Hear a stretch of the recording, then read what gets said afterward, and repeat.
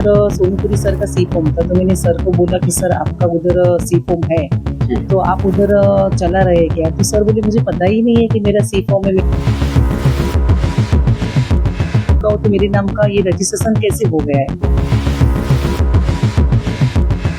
और प्रशांत पाटिल सर को भी मैंने ईमेल किया है कि मैंने ऑलरेडी छोड़ चुका हूँ, तो मेरे नाम पे तुम क्यों चला रहे हो? तो ये सीधा सीधा प्रशांत पाटिल जो है वो पेशेंट के साथ तो खिलवाड़ कर ही रहे, लेकिन अभी तो मैंने देखा तो डॉक्टर के साथ भी खिलवाड़ कर रहे हैं।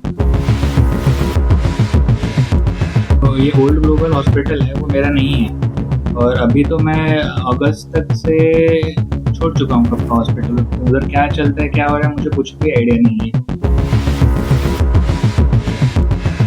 वो मेरे केयर के अंडर कर रहे हैं, मुझे भी अभी पता चल रहा है।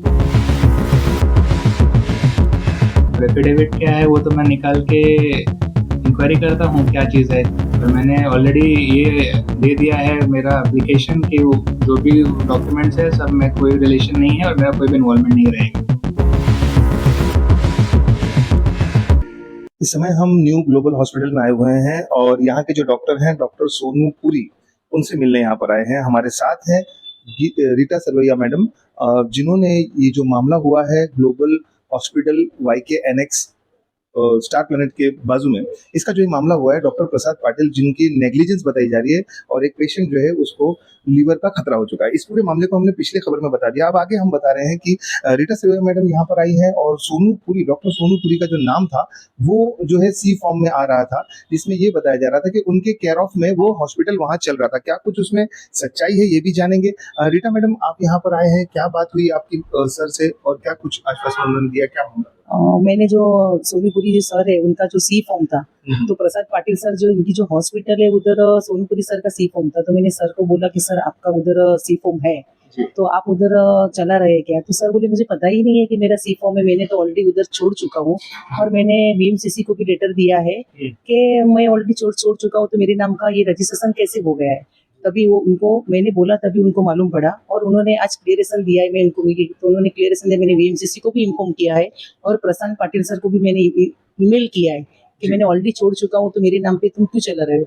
तो ये सीधा सीधा प्रशांत पाटिल जो है वो पेशेंट के साथ तो खिलवाड़ कर ही रहे, लेकिन अभी तो मैंने देखा तो डॉक्टर के साथ भी खिलवाड़ कर रहे। तो ये जो सब हो रहा है उसको किधर न किधर तो एंड आना चाहिए।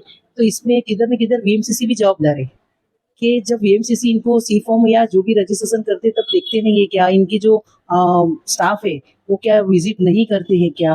ये सब अभी मामला ऊपर आ रहा है। तो इसके लिए मैं यही चाहती हूँ कि ऐसे डॉक्टर जो है कि दूसरे डॉक्टर के नाम से हॉस्पिटल चला रही है, उनकी हॉस्पिटल तो बंद होनी चाहिए, लेकिन इनको कड़ी की कड़ी सजा भी होनी चाहिए और अभी उनके ऊपर हम लोग एफआईआर भी दर्ज करने वाले हैं।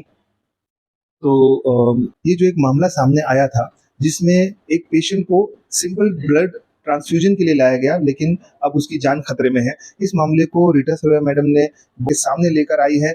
अब हमें ये पता चल रहा है कि एक ऐसा डॉक्टर है, डॉक्टर प्रसाद पाटिल, जो दूसरे डॉक्टर्स के स्टैम्प, सील और सिग्नेचर्स करके, फोर्जरी करके जो है वो सामने पेशेंट्स को फिटनेस सर्टिफिकेट्स भी देते हैं। बहुत सारी बातें हैं, हम डॉक्टर सोनू पुरी से मिलेंगे, उनसे बातें करेंगे और जानेंगे कि क्या कुछ ये पूरा मामला हुआ है और उसके ऊपर उनके क्या अभी कदम होने वाले हैं।